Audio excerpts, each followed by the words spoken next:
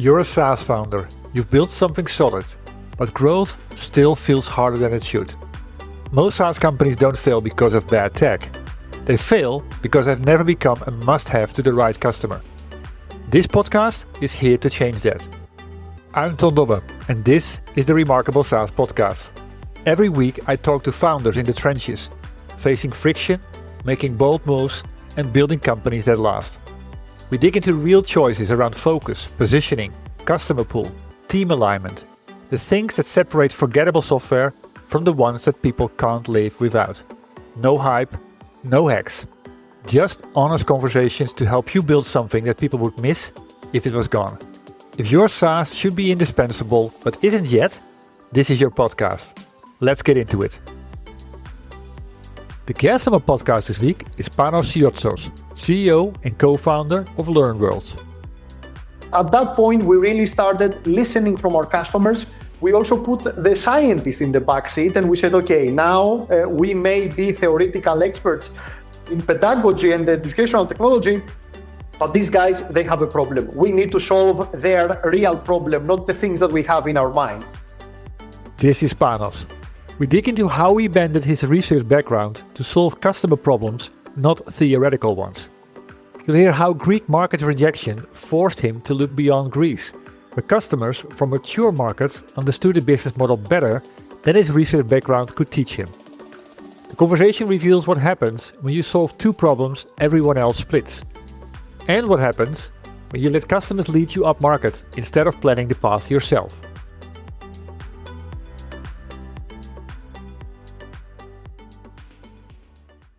Well, hi Panos. Thank you for making the time available today and being the guest on the podcast. Hi Ton, thanks for having me. Pleasure. For a number of reasons. One of them, it's been a long time since I had someone from the learning world on my podcast, and I think it's a rapidly evolving world, so I try to kind of stay ahead of that. Before we start talking about your company, Learnworlds, a little bit about you. What energizes you? What drives you as an entrepreneur? I think learning is the right place for me. I feel at home.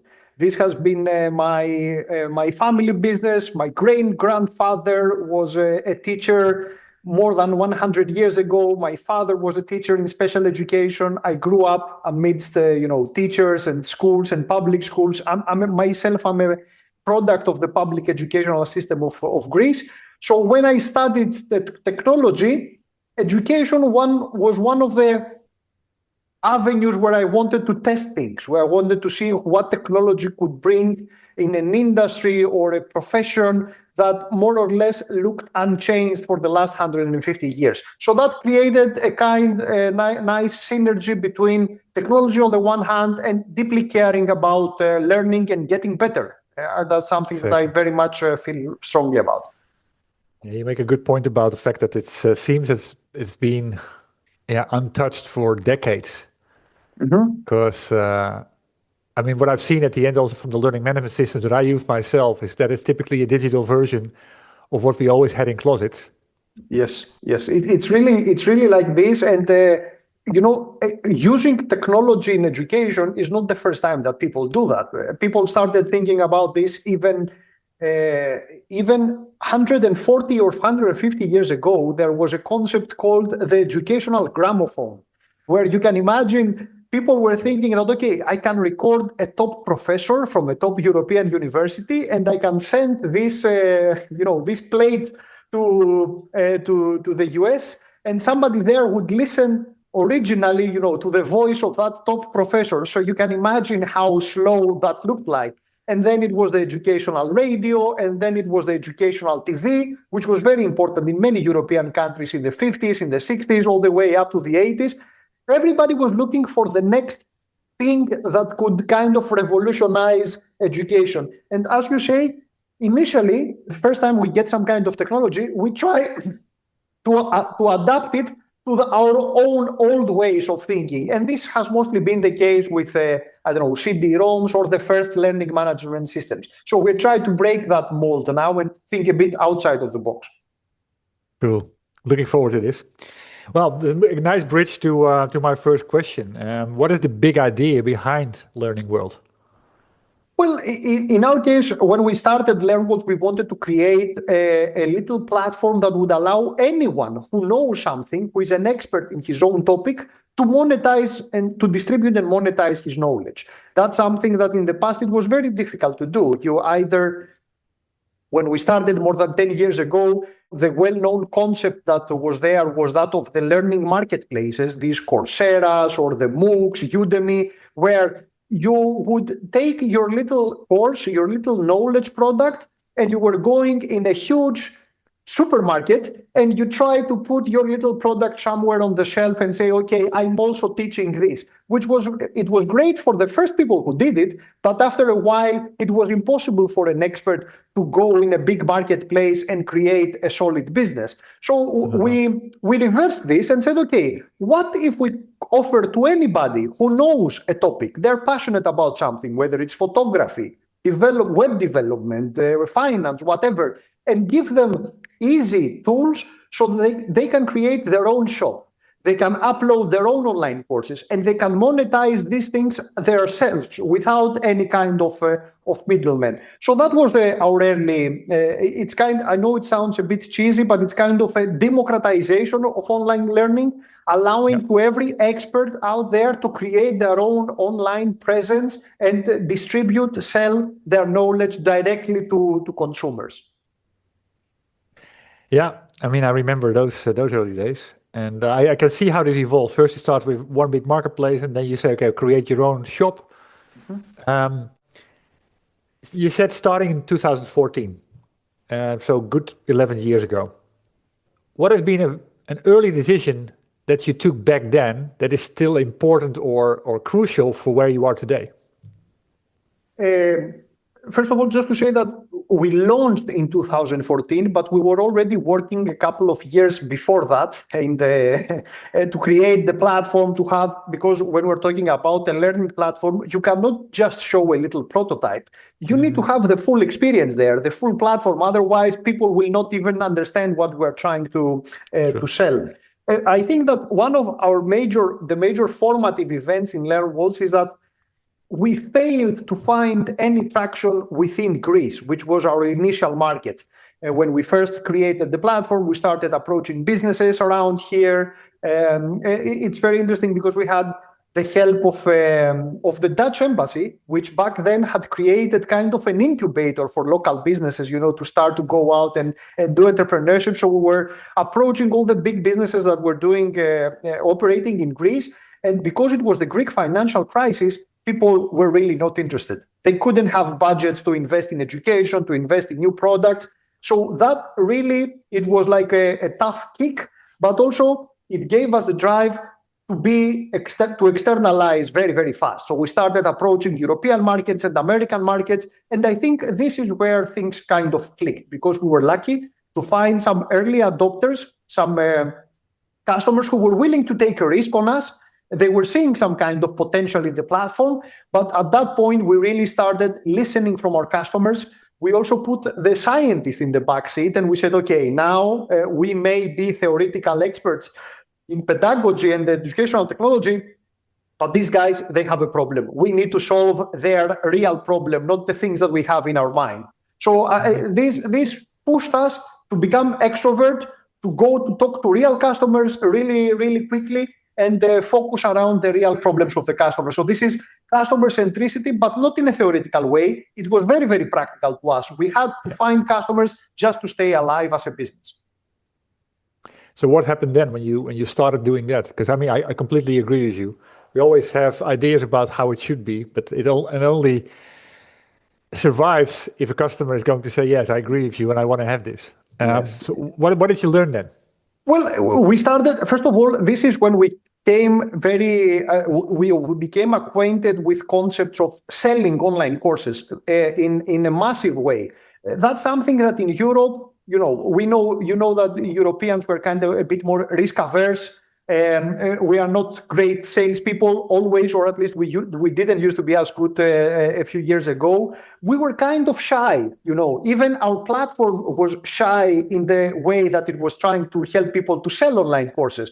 But through our first American customers who were already, selling online courses was already a mature business model. So these people, they knew what they wanted. They knew that they wanted strong e-commerce experience. They knew that they wanted strong checkout funnels. They knew that they wanted coupons. They knew what the Black Friday is, and it's a period, where you are selling online courses. These were concepts that for us were kind of new and exotic. But as I said, we put the scientists on the back seat. We said, okay, this is what the market demands.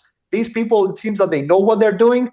Let's follow, and at some point, we were releasing features almost every other day. Like, we were a very small team, constantly working to adapt to the needs of our customers. And I guess marry this deep educational experience that we had built with the realities and the necessities and the practicalities of a real business. And this is where magic started happening, because what we were offering, we learned how to package it also in a salesy and marketing correct way, and it started performing. So one customer became two became 10. We continued to learn fast from this customer base, and this is how the company eventually grew, became independent. We found this holy grail of the product market fit, where we had a product that people really resonated with because it solved their problems, so they kept purchasing and coming to us. What year are we talking about then? Our very first customers were in 2014. The first customer and the second. In year number 2, in 2015, we reached something like probably 70, 80 to 100 customers at the end of the year. And from then on, we started scaling a bit faster. So when COVID came along in 2019, which was obviously a breakout year for anything that had to do with e-learning and e-commerce, we were already a quite successful company, 30 people. We had done a first seed round with a European VC. So already the business was ready to scale. Mm-hmm. Yeah. What number of customers did you have end of 2019 when COVID hit the news? I think we were probably around 1,000, if I remember correctly. Okay. So this was a growth of triple digits by then, but obviously we were starting from a very small point. That's true. And what is it today? Today we have more than 12,500 customers right now in more than 150 countries. So you see, okay, if 100 customers in 2015, 4 years later about 1,000, and then 5 or 6 years later, it's 12 times that. Yes. Interesting how to see that the hockey stick coming. A question in relation to that: what has been the hardest nut to crack in order to get that momentum going, or the change of behavior in the market? Because you also said Europe was sort of shy. Mm-hmm. What has been the hardest nut to crack in relation to that? I think when it comes to online courses, what was difficult for us is that our customers are very diverse. They're coming from all different walks of life. It's not a very specific vertical where you can really identify your ICPs and your segments, and you have a very clear picture of your customers. So this is both a curse and a blessing, because we have so many diverse customers coming to us. Because in the beginning, when we started as a bootstrap company, we didn't have any marketing budget. We had zero budget. So the only marketing that we could do is the free kind of marketing. So writing a few articles, trying to do some basic SEO, and trying to find some affiliates who would promote, trying to talk to podcasts, and get people to write about us. So we couldn't afford anything more. So gradually, this created a little inbound funnel. People who knew that they wanted an online platform, an online course platform, they were searching around, and sooner or later, they were finding us. What was difficult for us is to reverse engineer the funnel and to be able ourselves to target in a purposeful way all the potential customers that we have and say, okay, let's find people who are creators or people who are YouTubers or people who are experts in accounting. It's now with the tools that we have, it's easy to find these people online. It's easy to find data about them. It's easy to verify that, okay, they might need something like a platform, and these people could potentially sell online courses. What is difficult to do is to find them at the right time, when they are ready to think about this kind of experience. So as you can imagine, before 2019 and before 2020 and all this COVID experience, we were mostly working with the early adopters. People really needed to have thought about creating online courses. They had to have some relevant experience. It was kind of a novelty. After this long and terrible COVID experience, people were well acquainted with online courses. Now it's an everyday experience. People are doing webinars and they're doing live classes and hybrid classes. So it's much easier now for us to explain what we are doing. So our category didn't really exist before 2019. We were working mostly with early adopters. Now it's a well-established category. People understand when we tell them that we run an online course platform, they understand what it is. It's kind of a bit more obvious, which creates new problems about how you can support more people to create high quality content, because also the requirements and the goals of the people become more are raised. So these are new growth problems to solve. There's always something new after you solve a problem. Exactly. There's a bigger one further down. Never a dull moment, indeed, and especially, of course, with the boost that the technology has received over the last 10, 15 years. It is only accelerating.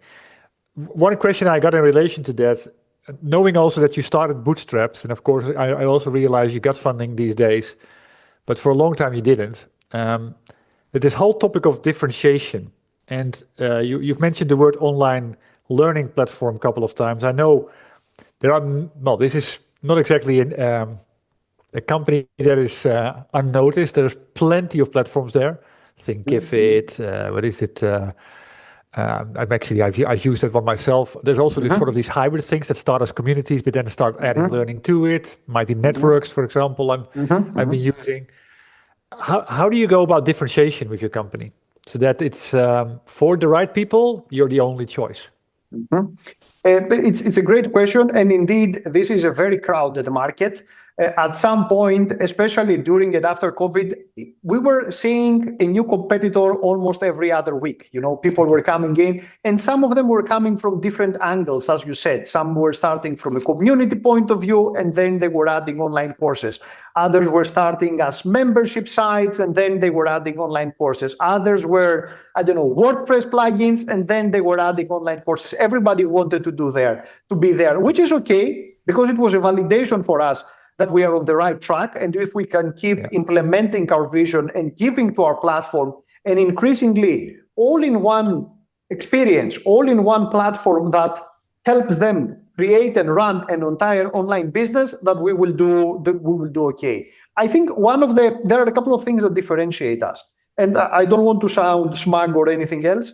One is that we are starting from a research background on educational technology.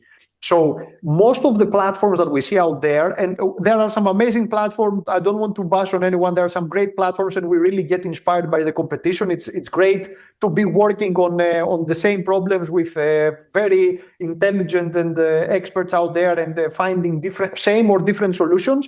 But most of the other platforms are great at the marketing side of things. They are great at creating the landing pages and the checkout experiences and all these things.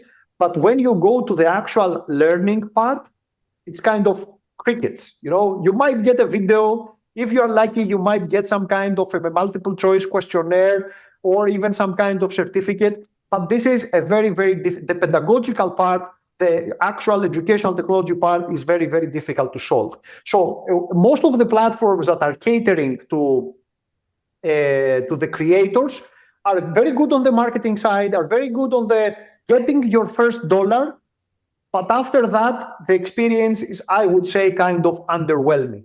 When we started, we were kind of the opposite, because we started from a research background. We were bringing in lots of some cases, highly complex educational tool that some of our users couldn't really adopt. But we quickly corrected that, and we believe, a great balance that brings in the best of both worlds. Because we can have both the marketing and selling tools that you need. It's understandable. Without this, you will not be able to create a sustainable, growing business model, but also have the deep learner experience, the deep the training that people deserve these days, and they are demanding. Let me make a small interruption here. Panos just made an excellent remark that sets Learnworlds apart from every competitor. Most learning platforms excel at marketing, creating landing pages, checkout flows, sales funnels, but the learning experience falls flat. Or platforms that focus on deep pedagogy, but ignore the practical selling needs. Learnworld refuses to choose. They marry research-backed learning depth with e-commerce power that actually sells.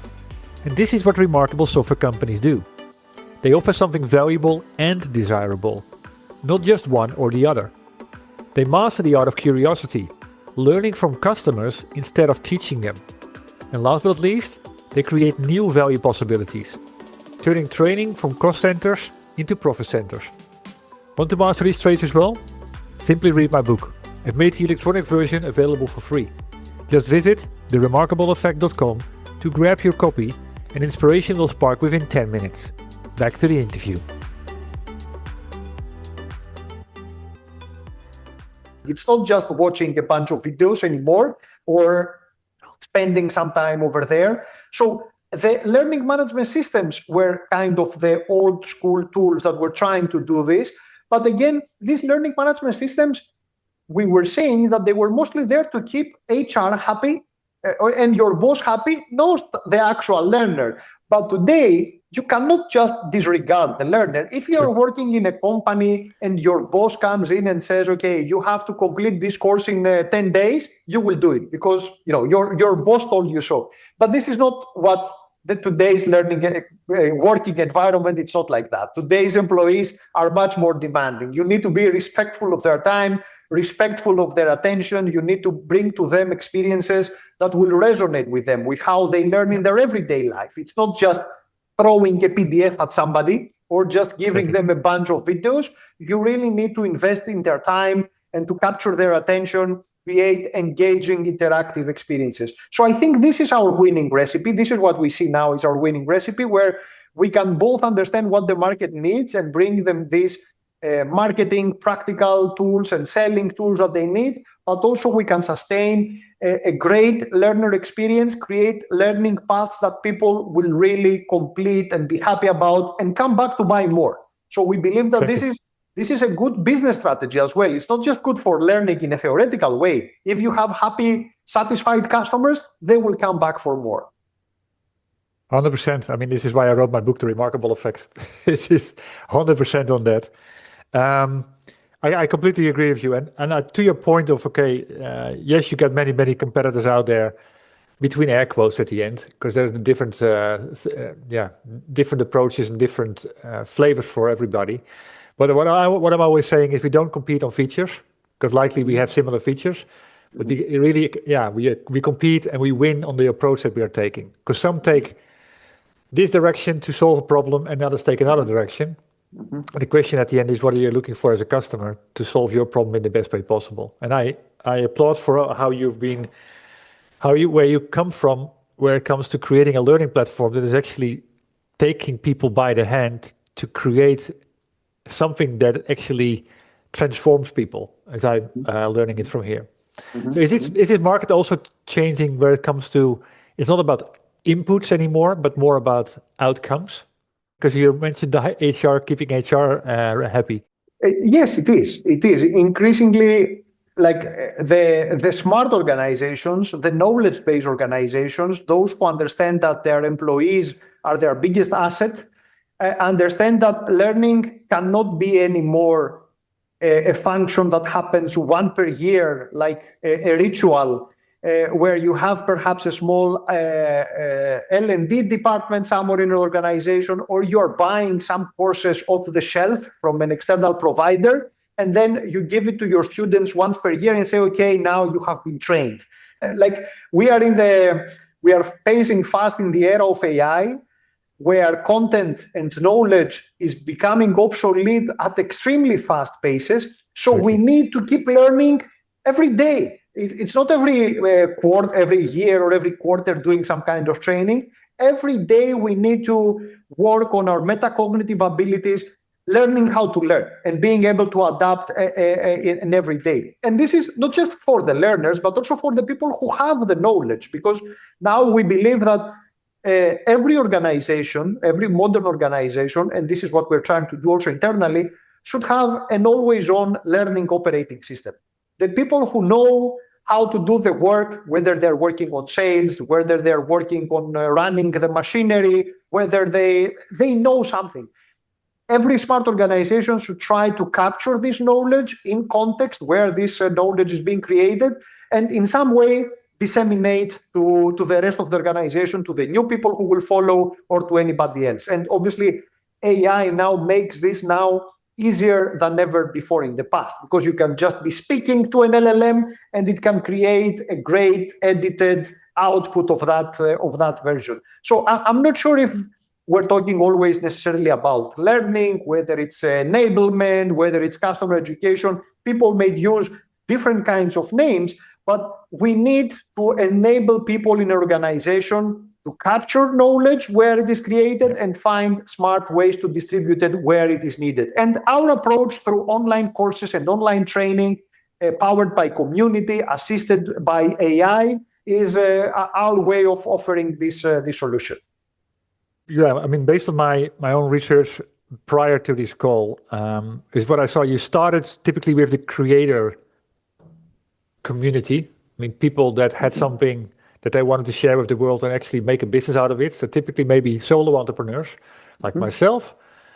And I also realized that along your journey, you've started to shift also, I think just after the funding round, to more of the enterprise market.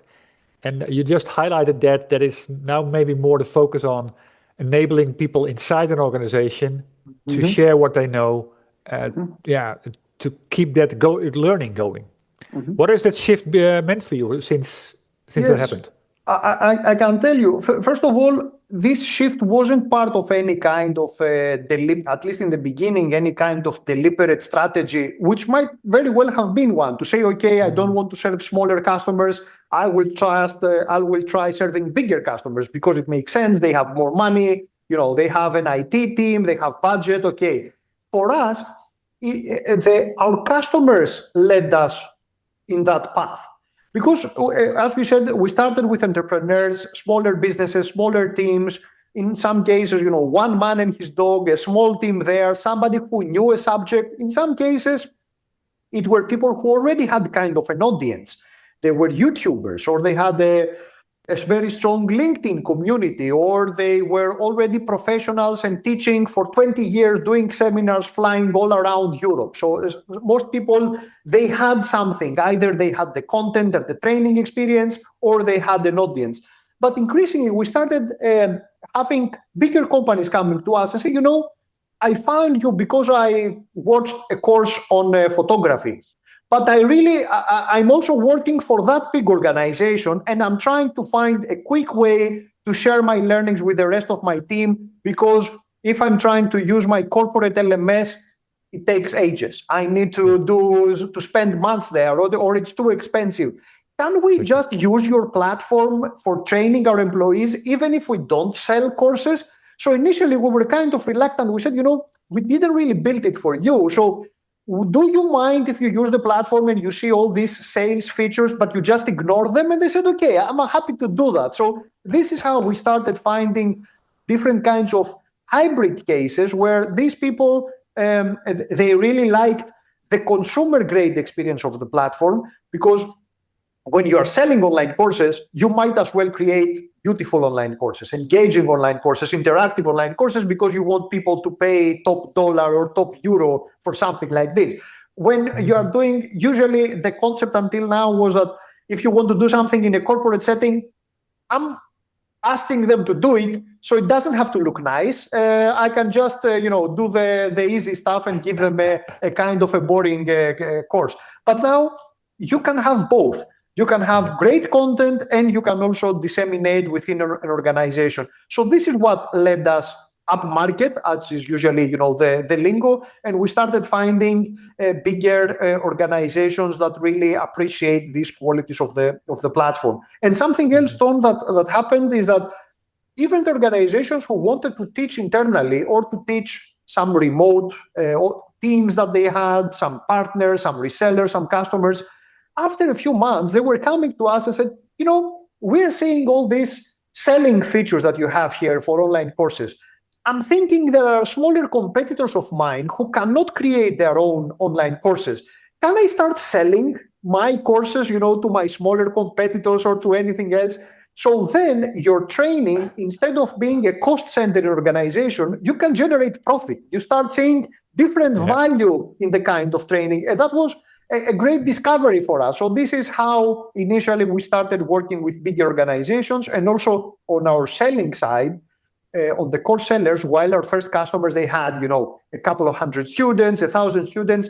Now our biggest school runs with 920,000 students. So we're talking about multi-million-dollar organizations who are very specific, very specialized. They have great content production, entire marketing teams, and they do that exclusively on top of a platform like Learn. Wow. Yeah, I mean, plenty of questions there.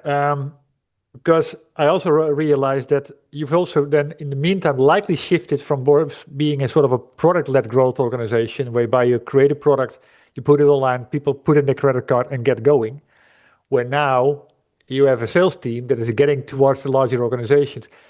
How is the shift evolved in your company? What is the biggest struggle that you had to overcome there? Mm-hmm. It's a great observation, Ton, and indeed it happened. But it happened not because we decided again to say, okay, let's now become sales-led. Let's get some salespeople because these people can probably get more money for the business. It started because the problems that our customers, our potential customers, were sharing with us were more difficult. Their use cases were more, so they needed some kind of consultation approach. So still to this day, we don't have a sales team with a traditional way where we are picking up the phone and start calling people and say, hey, do you want a platform for selling? The sales team, the discussions that we're having with customers is still with customers who came to our website. They started a free trial, but usually they have a very complex use case. And they say, I need help.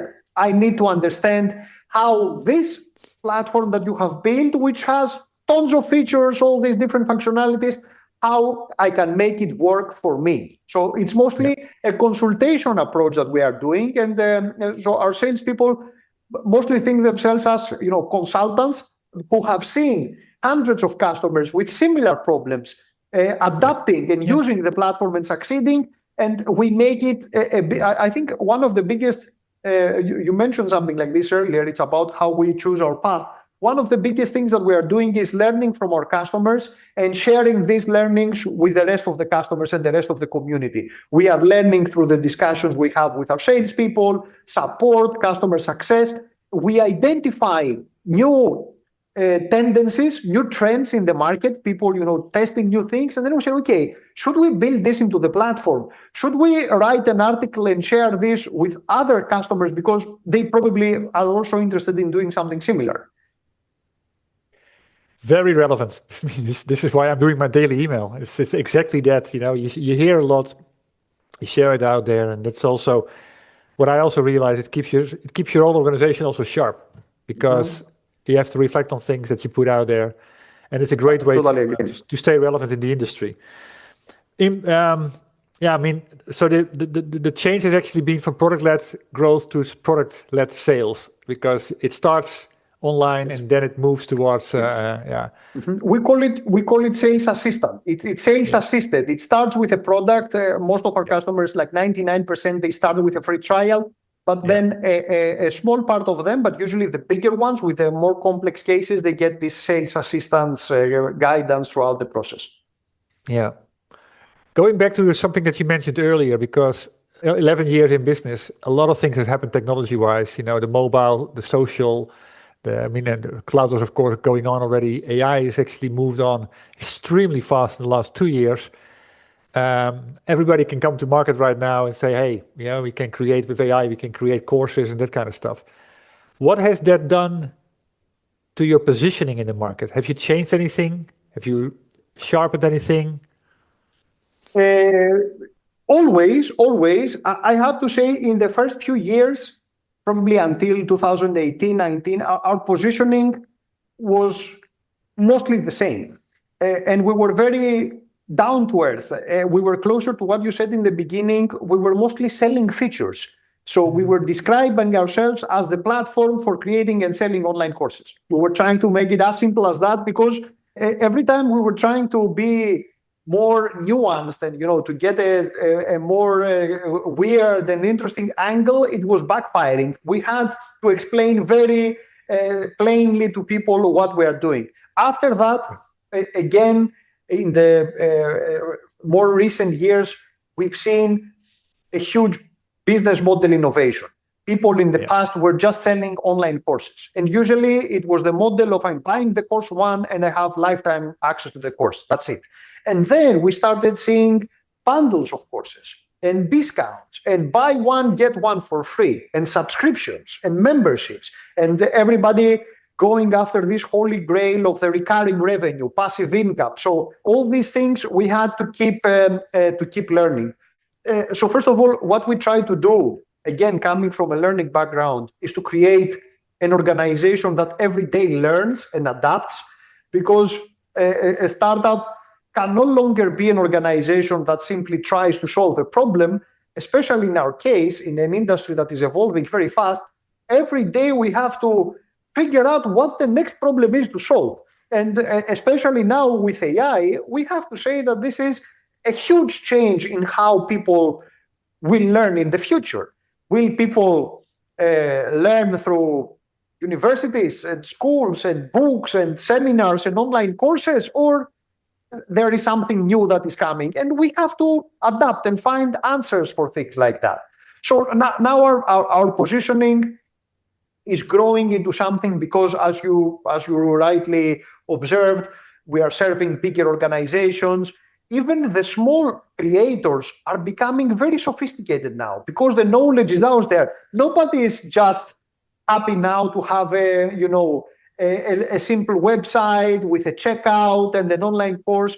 Everybody demands to go out and create something beautiful. And in some cases, you can go out there in a product like Lovable and design something that this is really how you want it to look like.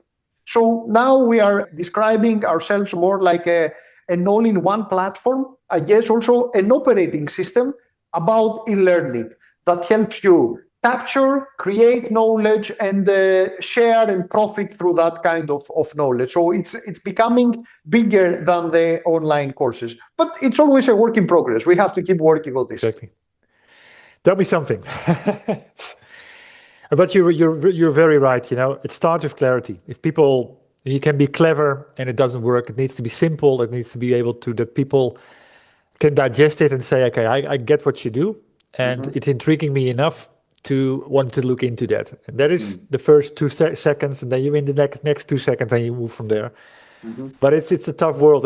Because also you're saying, especially after COVID, there's new competitors coming to the market every single day, and everybody claims the same, says the same, screams the same. It's just a bucket of noise. Looking at the time as well, talking about that scaling, then going back to the conversation we had, starting with 0 customers, then in 2015 around 100, then in 2019, 20 about 1,000, and now 12 and a half. That comes with scaling challenges, of course. What have you done to avoid that the scaling happens to just throwing more people at the case? Because at the end, the holy grail of a software as a service company is also creating leverage. Any specific things that worked or maybe didn't work that you figured out? I think in the beginning, this is a point, I guess, on every businesses, at the beginnings of every businesses, where you decide whether you're really becoming a software as a service and something that will scale, or you start becoming something like a service business that needs more people. especially as you can imagine with our first customers, a big customer that might be 50% of your revenue is asking for something. So do you do it? If you do it, you start becoming the slave of the customer instead of working on your product. So we were trying, I know we've probably done many mistakes in this, but it was a fine line, but we managed, because also we were a small team, to work on the efficiencies and on the scalability and make sure that we're creating a software platform, not a software service, which is very difficult to do in the e-learning space, where lots of things are kind of manual and handcrafted, and you work a lot with people and with content. So that was the first thing. Obviously, people, you need them. And for us, it was important that after we started having revenue, we were able to hire professionals who had experience in the space. Because in the beginning, it were just smart people who were trying to figure it out. That really worked great. I mean, there wasn't, when we started out of Greece, there weren't any people around who had this huge experience on software as a service and scaling and creating multi-million-dollar businesses. These were experiences that we didn't have. So we had to learn as we go. And I guess now it's clear that it's all about AI. It's not about AI to replace people. It's not about AI to say, because I'm hearing some of these, strong statements, you first do it with AI and then we'll see if we're going to hire. But we are saying we have all this amazing knowledge about our customers. We're having all these amazing discussions. We are learning so much stuff every day. Our customers are coming with us with so many specific requests. Can we learn from these signals that are coming from our customers and the market, and can we feed them back to our team so that when a new person starts working for Learnworlds, they don't start at 10% or 20%, they can start at 80%. So how can I help my marketers to not have to reinvent the wheel every time, but start at a very high level and be so much more productive? So for us now really is to keep the team at the current size, empower them with the right tools and the right contextual knowledge and the smart orchestration so they can have double the output. This is, for us, at least the next challenge. We try to remain scalable, we try to remain the software service, but we also try to automate lots of the grunt work to make it smart, to capture it in agents, LLMs. It doesn't matter what the tool will be, to get the smart tooling that will allow us to scale our results and our impact without scaling our work hours and the people who have to do this work. Have you seen improvements to what these days has become a popular metric, ARR per employee? Yes, we have seen. We have seen also because we are growing and we expect this to become even better further down the line. And I have to say that now, because we are growing, we don't want to optimize for the ARR per employee, because we know that if we smartly add employees where they're still needed, we will probably see a bigger return further down the line. So for now, we just try to make everybody to have more impact, be able to do not more activities, but more impactful activities. So different metrics here. It's not always the same metric. For example, we tried this with our developers, who of course use AI to help them with their work. And measuring the number of lines that people churn out, it's probably the wrong thing. But when you see that, okay, we are getting on this particular part of the platform 20% less tickets, it means that we have improved probably the quality of the code or the quality of the documentation. So it's not just one metric that we're trying to focus. Sure. We understand that it could be very easy to be distracted by this kind of metrics until we understand what we're doing. So we try to be very careful in this, but indeed we have seen improvements in efficiency across the team. And every day we try to think about what is the job to be done. For support, for marketing, what are the things that you are doing? What are the things where you are slow, or the things where you are not efficient, the things that you find boring? Let's try to fix this. Let's try to think if some AI could help you get faster to your desired result. Yeah, I like the approach that you take there, and I completely agree with you. ARR per employee is like a top metric, but it's influenced by many smaller ones that sit underneath. So it's how do you get there and how do you improve it is a completely different story. It starts with what I typically see in the work that I do, it starts with, for example, identifying and clarifying who's actually the company's, or your ICP, your ideal customer profile, starting there. Because with your ideal customer profile, implementations are faster, customer support is getting less burdened, all of those type of things, which in reality then all trickles down to a larger ARR per employee.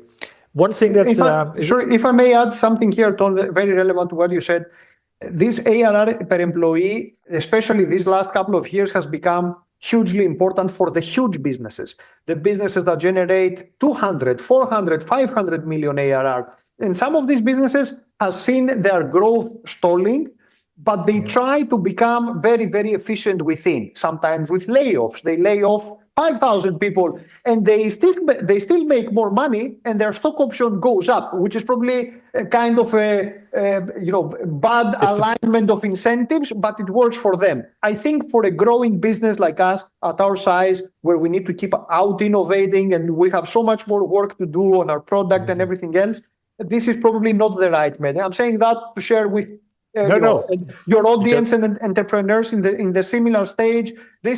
It's going to become even more important in the future, but for us now, we try not to be constrained by it. I completely agree with you. And with everything you can always trick things. And you can say this number has gone up, and where the rest of the business is actually in downfall. Yes. That's question at the end is if you can say the same thing next year, but that's another story. Talking about that particular thing, going towards 2 or 3 more questions here. What metrics have you stopped tracking that you thought were crucial, let's say 5 years ago? I have to say that one of the metrics that is becoming less important for us as the business is changing is the website visitors. That's a simple one, because in the past, when we had a very big funnel, mostly creators, I guess also the web experience was kind of cleaner, so you could more or less better tell who's a person and who's not a person. This is something that is becoming increasingly less relevant for us. Also, in the beginning, for example, we were obsessing with the number of free trials that people were starting through our website of our product. Like they were starting free trials, and that was the single biggest metric.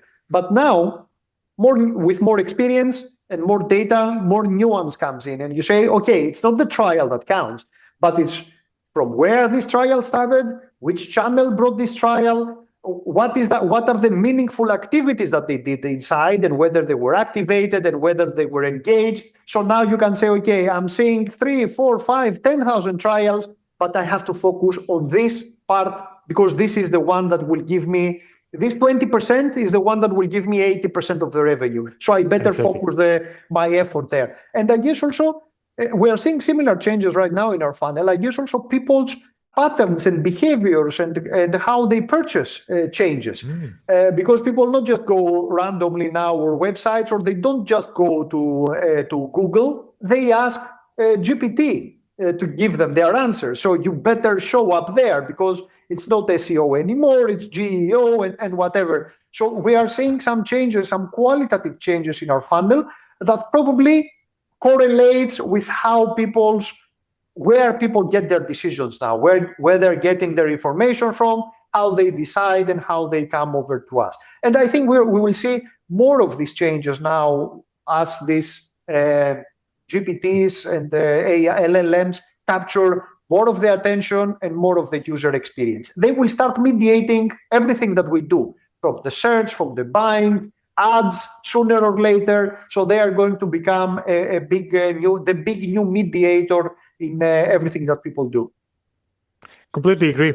It's fascinating how that is all changing and what it does to a business. But I like the example that you just gave here. Last question then. If you look back at your 11 years of entrepreneurship and the lessons that you've learned, what would be a do and what would be a don't that you'd like to share with entrepreneurs that aspire the same? After 11 years, when you say the number, it really, you feel the weight of the number. It's clear that entrepreneurship is a marathon. It's not a sprint. So because it's a marathon, you don't know it in the beginning. I have to say, sometimes we wonder with my co-founders whether if we had known how long it would be and how stressful it would be, whether we would still start, the same way. We probably would, but, one has to think about it. So because it's a marathon, you have to have great people around, like my co-founders, our early employees, the team that we have created now. These are the people who make all the difference. These are the people who we get better, we get through the problems. We bicker sometimes, we fight, we have different opinions, but these are the people who really matter. So this is something that we would do again. When it comes to things that we shouldn't do, I guess we could have been less afraid or less conservative in some cases. It's probably our European upbringing, probably our bootstrapped background, where a single mistake might be lethal for a company that doesn't have the money to hire a certain person or to invest in a certain channel. So in hindsight, this kind of a small amount of risk averseness could have costed us a few things. On the other end, this might be the single reason why we are still around today after so many years. It's like, a very young plant. When you are small, a single thing can kill you. So we managed to survive this. Stay alive is the single business strategy that works. Try to stay alive for another day and try to solve another part of the problem. And this is what brought us here. Overall, happy to be here after so many years. Exactly. No, I've been applauding for that, because there's plenty of companies that started in 2014 and didn't make it. So that's only a good sign. And I've seen also from my own research from you is that you're building for the long term, and that sometimes also requires patience, and it requires stepping back and maybe not do something that others with a lot more money or funding would have done. Also giving back risk or not, or other things. Thank you. Where could people go to find out more about the Learning World or to say hi to you? First of all, our website is www.learnworlds.com. There we try to share everything that we learn from our customers. You will find amazing research and use cases and case studies and lots of guides that people can use regardless of the platform. If you're interested around online courses, you will find lots of material there. Of course, people can just start a free trial if they're interested. And people can connect with me on my LinkedIn account. If they search for my name, they will find it. I'm there. Just connect to me. Happy to talk with you, exchange notes, and see whether we are able to help each other out. Thank you very much. It was a pleasure to speak to you and to learn from the rich experiences that you have. Thank you. Thanks, Don. Great for being here. And this wraps up my conversation with Panos Siozos, CEO and co-founder of Learnworlds. If you got value from this episode, please share it with other SaaS founders who need to hear this as well. And if you got 10 seconds, a quick rating or review on Apple Podcasts will help more people to find these conversations. Thank you for listening to the Remarkable SaaS podcast. If you want more insights like this, subscribe to my daily email, Espresso with Ton. It's a 2-minute shot of clarity for SaaS founders who want to create pull, not push. You can sign up, along with getting my book, at valueinspiration.com. See you in the next episode.